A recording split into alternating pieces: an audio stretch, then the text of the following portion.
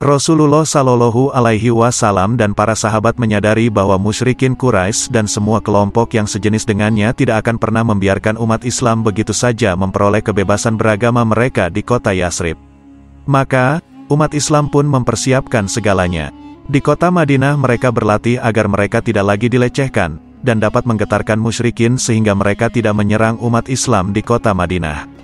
Lebih dari itu, hal ini agar masyarakat Quraisy faham bahwa orang-orang muhajirin yang selama ini lari dari tekanan penindasan bukanlah pada posisi yang lemah dan hina. Kini mereka telah berubah menjadi satu komunitas yang kuat yang mampu mengegetarkan dan patut diperhitungkan. Rasulullah Shallallahu Alaihi Wasallam segera melatih para sahabatnya dan mengutus mereka untuk melakukan pengintaian di sekitar kota Madinah secara berkala.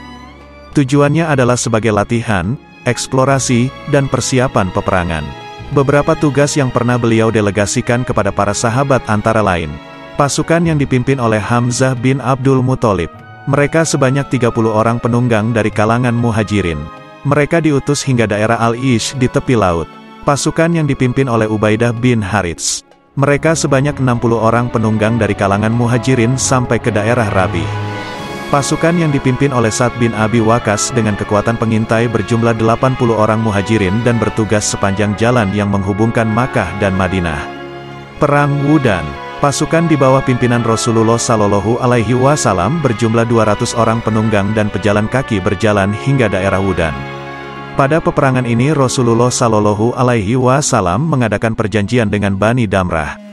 Salah satu tujuan peperangan ini adalah untuk membangun sebuah aliansi dengan kabilah-kabilah yang selama ini menguasai jalur yang menghubungkan antara kota Makkah dan Madinah. Perang Usyairah. Peperangan dengan jumlah pasukan sebanyak 200 orang penunggang dan pejalan kaki di bawah kepemimpinan Rasulullah Shallallahu Alaihi Wasallam. Tujuan dari peperangan ini adalah untuk menunjukkan kekuatan kaum muslimin di hadapan orang-orang musyrikin serta membangun kesefahaman dengan kabilah-kabilah yang terdapat di daerah jalur perdagangan orang Quraisy di antara kota Makkah dan Madinah. Perang Buat. Peperangan dengan jumlah pasukan sebanyak 200 orang penunggang dan pejalan kaki di bawah kepemimpinan Rasulullah Shallallahu Alaihi Wasallam. Tujuannya adalah untuk bisa sampai ke daerah Buat dari sisi Gunung Radwa ke jalur perdagangan Quraisy di antara kota Makkah dan Madinah, selain untuk menekan kegiatan perdagangan mereka. Latar belakang Perang Badar Kubra. Pertama, pengusiran kaum muslimin dari kota Makkah serta perampasan harta benda mereka. Contoh, Quraisy merampas dan menguasai harta benda Suhaib sebagai imbalan diizinkannya ia untuk berhijrah ke Madinah. Quraisy juga menduduki rumah-rumah dan peninggalan kaum muslimin yang ditinggal oleh pemiliknya. Kedua, penindasan terhadap umat Islam. Penindasan yang dilakukan orang Quraisy terhadap umat Islam ternyata tidak hanya ketika mereka berada di kota Makkah. Di bawah pimpinan Qurs bin Habab al-Fihri, mereka memprovokasi kaum musyrikin lainnya untuk menyerang, menteror, dan menguasai harta benda milik kaum muslimin yang ada di kota Madinah, sebagaimana terjadi pada Perang Badar Sugra. Tak lama setelah Rasulullah Shallallahu Alaihi Wasallam menetap di kota Madinah, orang-orang musyrikin di bawah pimpinan Qars bin Jabir al-Fihri melakukan penyerangan terhadap ladang pengembalaan hewan milik orang Madinah dan merampas beberapa ekor unta dan kambing milik kaum muslimin. Rasulullah SAW pun segera bergerak untuk mengusir agresor tersebut dan merebut kembali unta maupun kambing milik kaum muslimin yang sempat mereka rampas. Pasukan perang kaum muslimin di bawah pimpinan Rasulullah SAW ketika itu bergerak sampai ke daerah Wadi Sufyan, dekat dengan Badar. Namun demikian, mereka tidak dapat mengejar agresor musyrikin sehingga mereka pun harus kembali tanpa ada peperangan. Ketiga, memberi pelajaran kepada Quraisy dan mengembalikan harta benda milik umat Islam. Oleh karena itu, begitu Rasulullah Shallallahu Alaihi Wasallam mendengar bahwa kafilah dagang Quraisy yang dipimpin oleh Abu Sufyan bin Harb dan Amr bin al-Ash bersama 40 orang bergerak dari Syam membawa harta orang-orang Quraisy yang keseluruhannya mencapai 1000 ekor unta, maka beliau pun segera mengajak kaum muslimin untuk bergerak mendatanginya. Ibnu Ishaq berkata, Rasulullah Shallallahu Alaihi Wasallam pergi pada beberapa malam di bulan Ramadan bersama sahabat-sahabatnya. Ibnu Hisham berkata, beliau pergi pada hari Senin setelah 8 hari dari bulan Ramadan. Beliau mengangkat Amr bin Ummi Maktum, dalam riwayat namanya adalah Abdullah bin Ummi Maktum, untuk menjadi imam di Madinah, dan mengangkat Abu Lubabah sebagai pemimpin sementara kota Madinah. Jumlah pasukan kaum muslimin pada saat itu hanyalah 313 orang. 240 sekian orang dari kalangan Ansar, sementara sisanya dari kalangan muhajirin. Mereka membawa 2 ekor kuda dan 70 ekor unta. Sementara panji kaum muslimin dibawa oleh Mus'ab bin Umair. Peristiwa Badar sendiri meletus pada hari Jumat pagi tanggal 17 Ramadan. Abu Sufyan mendengar kabar dari beberapa orang yang ditemuinya bahwa Muhammad Shallallahu Alaihi Wasallam telah memobilisasi sahabat-sahabatnya untuk mencegat rombongan yang sedang membawa harta perdagangan. Mendengar hal ini, ia pun segera berhati-hati dan mengambil jalur perjalanan yang lain. Ia kemudian menyewa Damdam bin Amr al-Ghifari agar segera menemui orang-orang Quraisy dan memberitahu mereka situasi yang tengah terjadi. Setelah mendapat kabar, semua orang-orang Quraisy pergi kecuali Abu Lahab bin Abdul Muthalib. Ia mengirim Al-Ash bin Hisham bin Al-Mughirah sebagai pengganti. Sementara itu, Abu Sufyan ternyata berhasil menghindar dari incaran kaum muslimin. Kafilah dagangnya pun berhasil diselamatkan. Maka ia meminta pasukan Quraisy untuk kembali ke Makkah. Tapi Abu Jahal berkata, "Demi Tuhan, kita tidak akan kembali kecuali setelah sampai di Badar dan tinggal di sana selama 3 hari. Kita akan memotong hewan sembelihan, makan-makan, menuangkan khamar, dan mendengarkan lagu dari para biduan. Dan orang-orang Arab pun akan mendengar ekspedisi dan perkumpulan kita ini. Sehingga mereka akan senantiasa segan kepada kita untuk selama-lamanya." Pasukan kaum muslimin di bawah kepemimpinan Rasulullah Shallallahu Alaihi Wasallam berjumlah 313 orang. Bersama mereka terdapat 2 ekor kuda, 1 milik Zubair bin Awam dan seekor lainnya milik Mikdad bin Amr serta 70 unta yang mereka tunggangi secara bergantian. Abdullah bin Mas'ud berkata, "Ketika perang Badar, setiap 3 orang dari kami menunggangi seekor unta.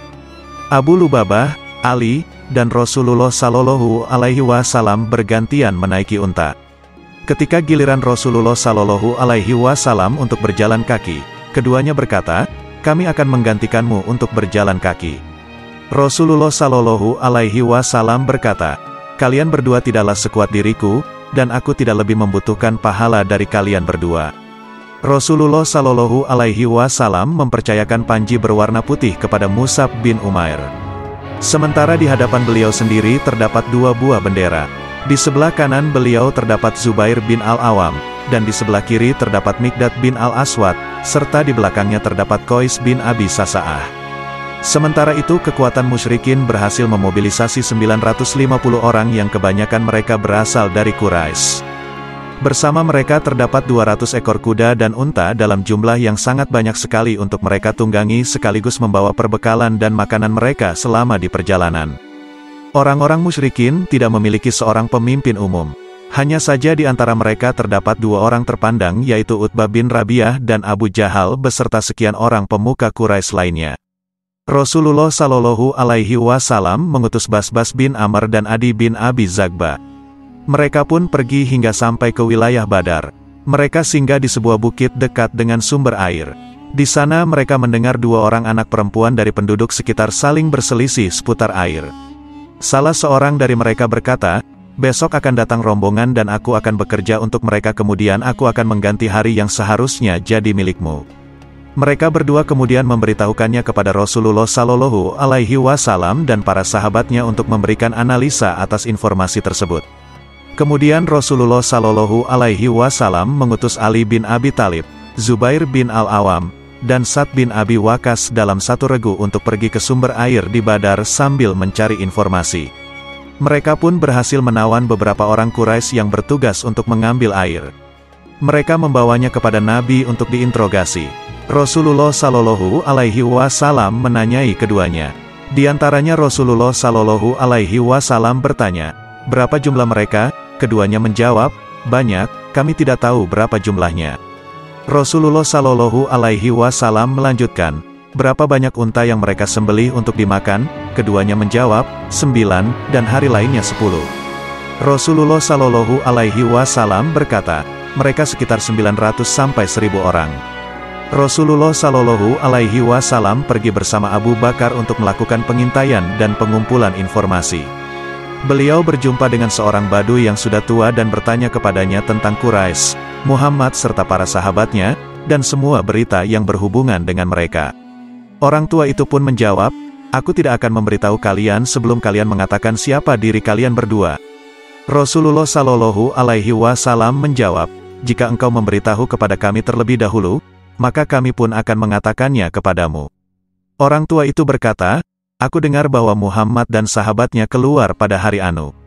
Dan kalau orang yang memberitahuku jujur, berarti hari ini mereka telah sampai di tempat anu, yaitu di tempat di mana Rasulullah Shallallahu Alaihi Wasallam ketika itu berada. Dan aku mendengar bahwa Quraisy keluar pada hari anu. Dan kalau orang yang memberitahuku jujur, berarti hari ini mereka telah sampai di tempat anu, yaitu tempat di mana pasukan Quraisy berada." Setelah selesai berbicara, orang tua itu pun bertanya, "Dari mana kalian berdua?" Rasulullah Shallallahu Alaihi Wasallam menjawab, "Kami dari air." Kemudian ia pergi meninggalkannya. Orang tua itu kembali bertanya, "Apa itu Ma? Apakah petik terbalik yang ada di Irak?" Setelah mengetahui berbagai informasi, Rasulullah Shallallahu Alaihi Wasallam kemudian melakukan syuro tentang pensikapan terhadap kondisi waktu itu. Hal ini perlu dilakukan karena beberapa hal. 1. Tujuan pertama kaum muslimin adalah untuk mencegat rombongan kafilah dagang, dan bukan untuk berperang. 2. Minimnya persiapan dan jumlah kaum muslimin ketika itu. 3. Perjanjian yang mengikat antara Rasulullah Shallallahu Alaihi Wasallam dan kaum Ansor pada saat itu adalah memberikan pertolongan di kota Madinah, bukan di luar wilayah tersebut. Kaum Muhajirin, yaitu Abu Bakar dan Umar, menyampaikan pendapatnya. Begitupun Mikdad bin Amr, ia bangkit seraya berkata, "Wahai Rasulullah, sesungguhnya kami benar-benar telah beriman kepadamu. Maka laksanakanlah apa yang telah diperintahkan oleh Tuhanmu dan kami akan bersamamu. Demi Allah, kami tidak akan mengatakan kepadamu seperti apa yang telah dikatakan oleh para pengikut Musa kepadanya, 'Pergilah engkau bersama Tuhanmu. Dan berperanglah kalian berdua, kami akan duduk menunggu di sini.' Namun kami akan mengatakan, 'Pergilah engkau bersama Tuhanmu dan berperanglah kalian berdua. Sesungguhnya kami akan berperang bersama kalian. Demi Tuhan yang telah mengutusmu dengan kebenaran.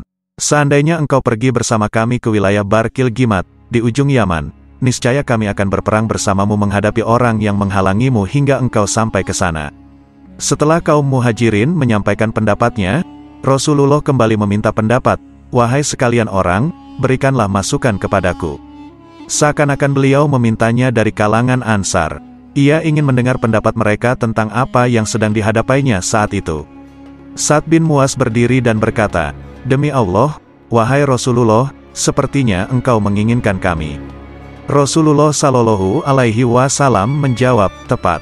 Sa'd berkata, "Kami benar-benar telah beriman kepadamu, kami membenarkanmu dan bersaksi bahwa engkau membawa kebenaran.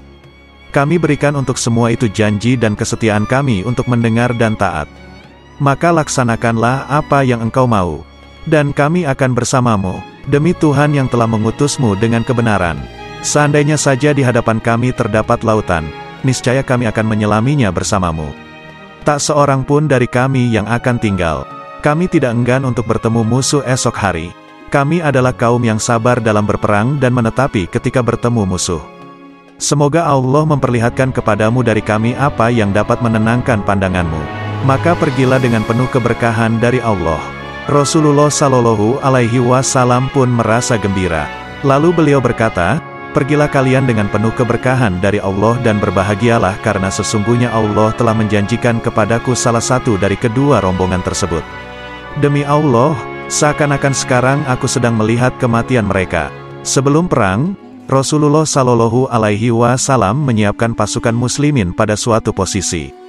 Hubab bin Munzir bin Jamuh kemudian berkata, "Wahai Rasulullah, apakah tempat ini adalah wahyu yang Allah turunkan sehingga kami tidak punya hak untuk bergeser maju ataupun mundur? Ataukah ia hanyalah pendapat pribadi, dan peperangan adalah tipu daya dan strategi?" Rasulullah Shallallahu Alaihi Wasallam menjawab, "Tidak, ia hanyalah pendapat pribadi, dan peperangan adalah tipu daya dan strategi." Hubab kembali berkata, "Wahai Rasulullah, ini bukanlah lokasi yang tepat. Pergilah bersama beberapa orang hingga kita sampai lebih dekat dengan sumber air, lalu kita singgah di sana. Kemudian kita gali beberapa sumur dan sebuah kolam, lalu kita isi air. Kemudian kita perangi mereka, sehingga kita dapat minum dan mereka tidak." Rasulullah Shallallahu Alaihi Wasallam berkata, "Engkau benar-benar telah memberikan pendapatmu." Rasulullah Shallallahu Alaihi Wasallam segera bangkit beserta beberapa orang sahabatnya. Ia pun pergi hingga mendekati sumber air suatu penduduk dan singgah di sana. Lalu beliau memerintahkan sahabatnya untuk membuat sumur dan sebuah kolam besar pada sumur tempat ia singgah serta mengisinya dengan air. Kemudian mereka lemparkan ke dalamnya tempat air. Mereka pun akhirnya mendapatkan sumber air, sementara kaum musyrikin tidak mendapatkannya. Kaum muslimin mendirikan sebuah podium sebagai tempat untuk pemimpin yang dijaga dengan ketat. Barisan pasukan mulai diatur. Kalimat ahad dipilih sebagai bahasa sandi di antara sesama muslim. Hal ini untuk menghindari kesemerawutan, di mana pasukan muslim menghantam saudaranya sendiri ketika perang sedang berkecamuk. Rasulullah Shallallahu Alaihi Wasallam memberi komando, jika mereka menyerang kalian, maka lemparlah mereka dengan anak panah, jangan kalian bergerak menyerang mereka sampai aku mengizinkannya. Ketika kedua pasukan telah saling berhadapan, muncullah Al-Aswad bin Abdul Asad Al-Mahzumi. Ia berkata menantang, aku berjanji kepada Tuhan bahwa aku akan meminum dari kolam mereka, atau aku akan menghancurkannya, atau aku akan mati karenanya. Ia pun menyerang kolam tersebut. Hamzah bin Abdul Muthalib segera bergerak. Ia ayunkan pedangnya hingga menebas setengah dari kaki bagian bawah Al-Aswad sebelum ia sempat sampai ke kolam tersebut. Namun demi keangkuhan sumpahnya ia merayap. Hamzah pun langsung menenggelamkannya di dalam kolam. Utbah bin Rabi'ah terpancing emosinya. Ia ingin menunjukkan keberaniannya. Tampil pula bersamanya saudaranya, Syaibah dan anaknya Walid. Ia pun menantang untuk berduel. 3 orang pemuda dari kalangan Ansor gugur di hadapan mereka. Rasulullah Shallallahu Alaihi Wasallam pun kembali menjawab tantangan mereka. Maka majulah Ubaidah bin Al-Harits, Hamzah bin Abdul Muthalib, dan Ali bin Abi Thalib. Kesemuanya adalah dari keluarga Rasulullah Shallallahu Alaihi Wasallam. Ubaidah, prajurit yang paling muda, berhadapan dengan Utbah. Hamzah berhadapan dengan Syaibah, sementara Ali berhadapan dengan Walid bin Utbah. Hamzah berhasil membunuh Syaibah. Demikian pula halnya yang dilakukan oleh Ali terhadap Walid. Berbeda dengan Ubaidah, baik ia maupun Utbah sama-sama terluka. Ali dan Hamzah pun segera mengayunkan pedang mereka hingga Utbah tersungkur mati. Lalu keduanya membawa Ubaidah ke perkemahan pasukan untuk diobati. Rasulullah Shallallahu Alaihi Wasallam berpaling menghadap kiblat sambil mengangkat kedua tangannya ke langit. Ia pun berdoa memohon kepada Tuhannya, "Ya Allah, orang-orang Quraisy telah datang dengan kesombongannya. Mereka ingin mendustakan Rasul-Mu. Ya Allah, aku bermunajat memohon janji-Mu. Ya Allah, tunaikanlah apa yang telah menjadi ketetapan-Mu. Ya Allah, berikanlah apa yang telah Engkau janjikan kepadaku. Ya Allah, jika kelompok yang kecil dari umat ini binasa sekarang, maka Engkau tidak akan disembah di muka bumi ini." Demikianlah beliau terus bermunajat memohon kepada Allah Ta'ala sambil mengangkat kedua tangannya sampai sorbannya jatuh dari atas pundaknya. Abu Bakar pun mendatanginya dan meletakkan sorban itu pada kedua pundaknya. Lalu ia berkata dari belakangnya, "Wahai Rasulullah, cukuplah apa yang telah kau minta kepada Tuhanmu, karena sesungguhnya ia akan memberikan apa yang telah dijanjikannya kepadamu."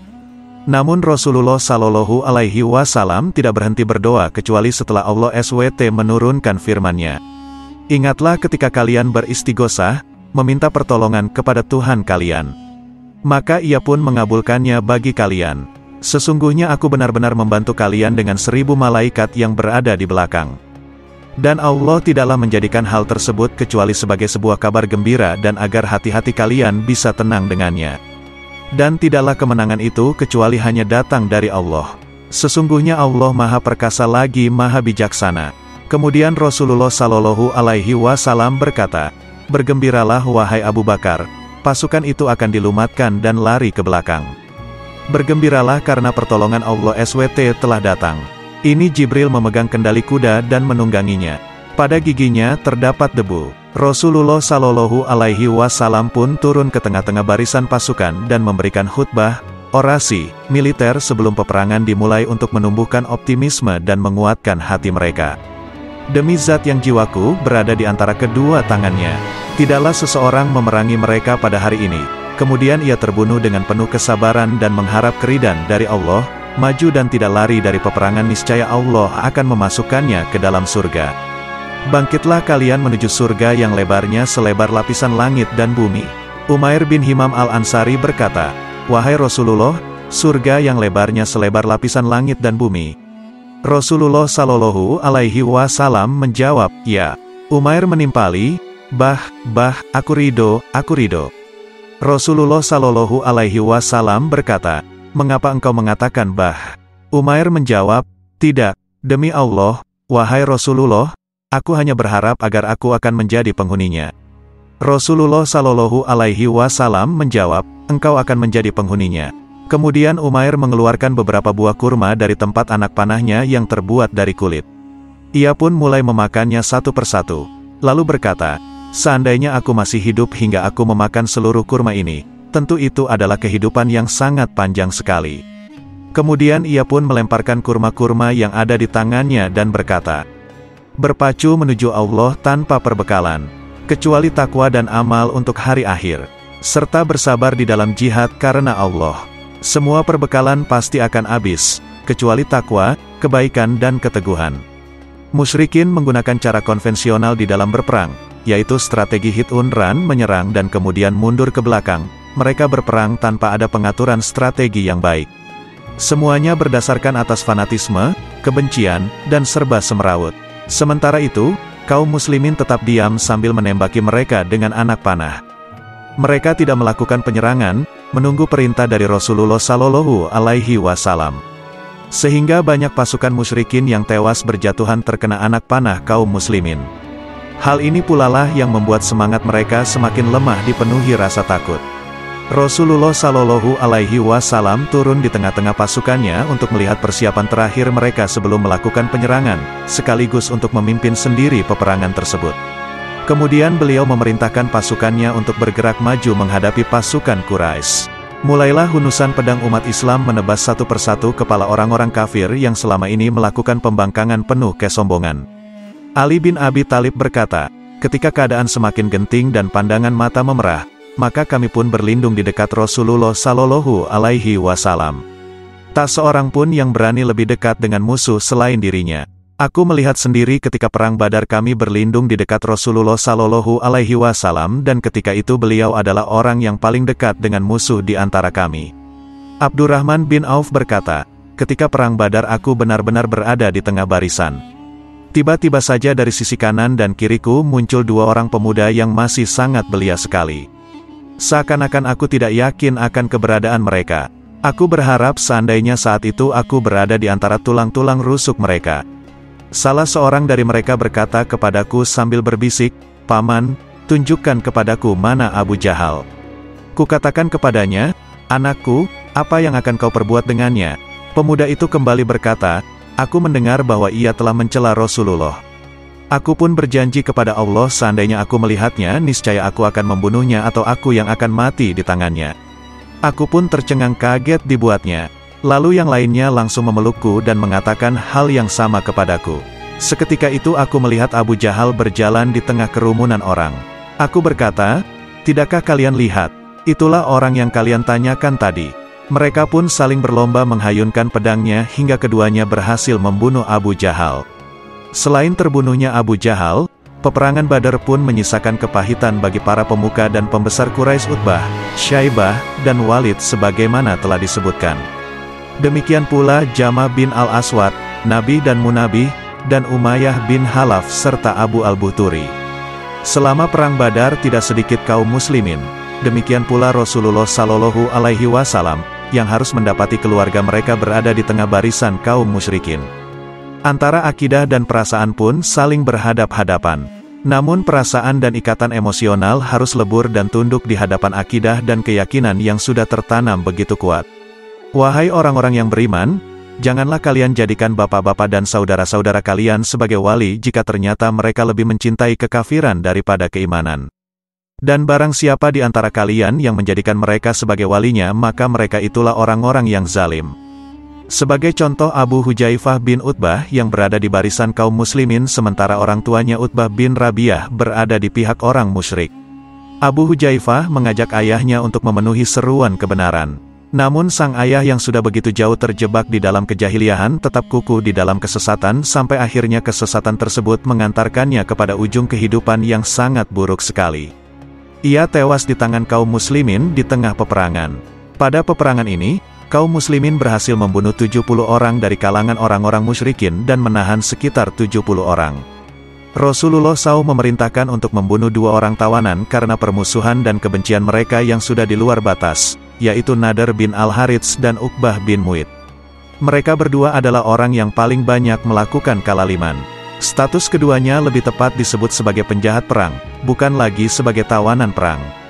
Maka dilakukanlah syuro mengenai tawanan perang ini. Umar mengajukan pendapatnya, "Wahai Rasulullah, mereka telah mendustakan, memerangi, dan mengusirmu.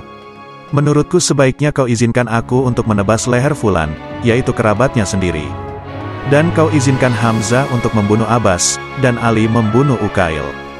Begitulah agar orang tahu bahwa tidak ada kecintaan sedikit pun di dalam hati kami terhadap orang-orang yang musyrik. Aku melihat bahwa engkau tidak perlu menjadikan mereka sebagai tawanan. Tebaslah semua leher mereka, prajurit, para pemimpin, dan pemuka mereka."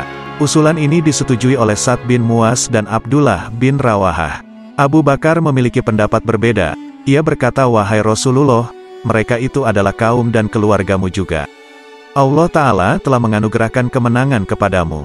Menurutku sebaiknya engkau biarkan saja mereka sebagai tawanan dan kau minta dari mereka tebusan. Sehingga tebusan tersebut dapat menjadi sumber kekuatan kita untuk menghadapi orang-orang kafir. Dan semoga Allah Ta'ala memberikan petunjuknya kepada mereka melalui dirimu sehingga mereka pun akan menjadi pembelamu." Rasulullah Shallallahu Alaihi Wasallam mengambil pendapat Abu Bakar. Beliau pun membagi-bagikan sisa tawanan, 68 orang, kepada sahabat-sahabatnya sambil berpesan, "Perlakukanlah para tawanan itu dengan baik." Kemudian beliau menerima tebusan dari para tawanan tersebut. Orang kaya akan membayar 1 orang tawanan sebesar sekitar 1.000 hingga 4.000 dirham. Sementara orang-orang miskin, sebagian mereka dibebaskan begitu saja tanpa dimintai tebusan. Beliau pun menuntut dari para tawanan yang memiliki ilmu untuk mengajarkan kepada anak-anak kaum muslimin membaca dan menulis sebagai tebusan bagi diri mereka. Kemudian turunlah wahyu Allah Ta'ala berkenaan dengan hal ini. Tidak patut bagi seorang nabi mempunyai tawanan sebelum ia dapat melumpuhkan musuhnya di muka bumi. Kamu menghendaki harta benda duniawiyah sedangkan Allah menghendaki pahala akhirat untukmu. Dan Allah Maha Perkasa lagi Maha Bijaksana. Surah Al-Anfal ayat 67. Surat Al-Anfal ayat 67 ini sebagai teguran terhadap tindakan Rasulullah bahwa tidak patut bagi seorang nabi dalam suatu peperangan menahan para tawanan dan menunggu putusan. Apakah mereka akan dibebaskan begitu saja atau dengan menerima tebusan dari keluarga mereka, kecuali bila keadaan muslimin sudah kuat, kedudukannya sudah kokoh dan musuhnya tidak berdaya lagi. Keadaan kaum muslimin sebelum perang Badar masih lemah dan kekuatan mereka masih terlalu kecil dibanding dengan kekuatan kaum musyrikin. Bila para tawanan itu tidak dibunuh, malah dibebaskan kembali meskipun dengan membayar tebusan, sedang mereka adalah pemuka dan pemimpin kaumnya, tentulah mereka akan pergi untuk berperang lagi, dan mengumpulkan kekuatan yang besar untuk menyerang kaum muslimin. Hal ini sangat berbahaya bagi kedudukan kaum muslimin yang masih lemah. Dalam tafsir Jalalain disebutkan bahwa ayat ini telah dinasa oleh firman-Nya, dan sesudah itu kalian boleh membebaskan mereka atau menerima tebusan. Surah Muhammad ayat 4. Para sahabat mendapatkan banyak ganimah yang diperoleh dari tangan musuh yang melarikan diri, terbunuh atau yang tertawan. Di sini muncul permasalahan baru, yaitu cara pembagian ganimah, karena para sahabat terbagi menjadi 3 kelompok. Ada yang berkonsentrasi menyerang dan memukul mundur musuh. Ada yang berkonsentrasi mengumpulkan harta rampasan dan ada pula yang berkonsentrasi menjaga Rasulullah agar terhindar dari serangan musuh. Setiap kelompok merasa berhak mendapatkan bagian dengan alasan masing-masing. Perselisihan ini terjadi karena pada saat itu belum ada syariat tentang aturan pembagian ganimah. Ubadah bin Samit menjelaskan, lalu Allah Azza wa Jalla mengambil alih permasalahan ini dan menyerahkannya kepada Rasulullah Shallallahu Alaihi Wasallam untuk membagikannya kepada kaum muslimin. Lalu Allah Azza wa Jalla menurunkan firman-Nya, mereka menanyakan kepadamu tentang pembagian harta rampasan perang. Katakanlah harta rampasan perang kepunyaan Allah Azza wa Jalla dan Rasul. Oleh sebab itu bertakwalah kepada Allah Azza wa Jalla dan perbaikilah perhubungan di antara sesamamu dan taatlah kepada Allah dan Rasul-Nya, jika kamu adalah orang-orang yang beriman. Qs. Al-Anfal ayat 1. Rasulullah Shallallahu Alaihi Wasallam membagikannya sama rata kepada semua sahabat yang ikut serta dalam perang Badar. Di antara hadits yang menunjukkan pembagian ghanimah kepada para sahabat yang turut serta dalam perang Badar yaitu hadits yang diriwayatkan oleh Imam Bukhari dari Ali yang menceritakan bahwa Rasulullah Shallallahu Alaihi Wasallam memberinya unta yang diambilkan dari 1/5 yang merupakan bagian Allah Azza wa Jalla dan Rasul-Nya. Rasulullah Shallallahu Alaihi Wasallam tidak hanya memberikan ghanimah kepada para peserta perang, tapi beliau juga membagikannya kepada para sahabat yang ditugaskan di Madinah atau yang tidak ikut berperang karena suatu alasan yang dibenarkan. Seperti Utsman yang tidak berangkat karena mengurusi istrinya yang sedang sakit, atau Abdullah ibnu Ummi Maktum, Abu Lubabah yang mendapatkan tugas dari Rasulullah Shallallahu Alaihi Wasallam untuk tetap di Madinah. Begitulah akhir dari kisah pembagian ghanimah. Beliau Shallallahu Alaihi Wasallam mengambil 1/5-nya. Kemudian sisanya beliau bagikan kepada para sahabat secara sama rata. Pembagian ghanimah ini dilakukan di daerah Safra dalam perjalanan pulang menuju Madinah. Para sahabat radhiyallahu anhum semuanya taat kepada keputusan yang diambil oleh Rasulullah Shallallahu Alaihi Wasallam, sehingga perselisihan dalam masalah pembagian ghanimah ini hilang begitu saja. Dan begitulah sikap para sahabat dalam setiap permasalahan yang diputuskan hukumnya oleh Allah atau Rasul-Nya Shallallahu Alaihi Wasallam. Hasil dari Perang Badar. 1. Umat Islam semakin kuat sehingga bangsa Arab memperhitungkannya. Islam muncul ke permukaan dengan rambu-rambu akidah dan prinsip-prinsip dasar yang dibawanya. 2. Tergoncangnya kedudukan Quraisy di mata orang Arab serta kegalauan penduduk Makkah di hadapan tamparan yang tak diduga tersebut. 3. Tampilnya umat Islam sebagai sebuah kekuatan yang memiliki arti dan pengaruh. Hal ini menyebabkan banyak kabilah yang tinggal di sepanjang jalur Makkah dan Syam membuat perjanjian kesepakatan dengan mereka. Dengan demikian, kaum muslimin sudah berhasil menguasai jalur tersebut. 4. Sebelum Perang Badar meletus, kaum muslimin mengkhawatirkan keberadaan orang-orang non-muslim yang tinggal di kota, namun setelah mereka kembali ternyata kenyataannya justru sebaliknya. 5. Semakin bertambahnya kebencian orang-orang Yahudi terhadap umat Islam. Sebagian mereka mulai menunjukkan permusuhannya secara terang-terangan. Sementara yang lainnya menjadi agen yang membawa berita perihal kaum muslimin kepada orang-orang Quraisy serta memprovokasi mereka untuk menyerang umat Islam. 6. Aktivitas perdagangan Quraisy menjadi semakin sempit. Akhirnya mereka terpaksa menapaki jalur Irak melalui Najd karena takut apabila dikuasai oleh orang-orang Islam. Dan jalur ini merupakan jalur yang panjang.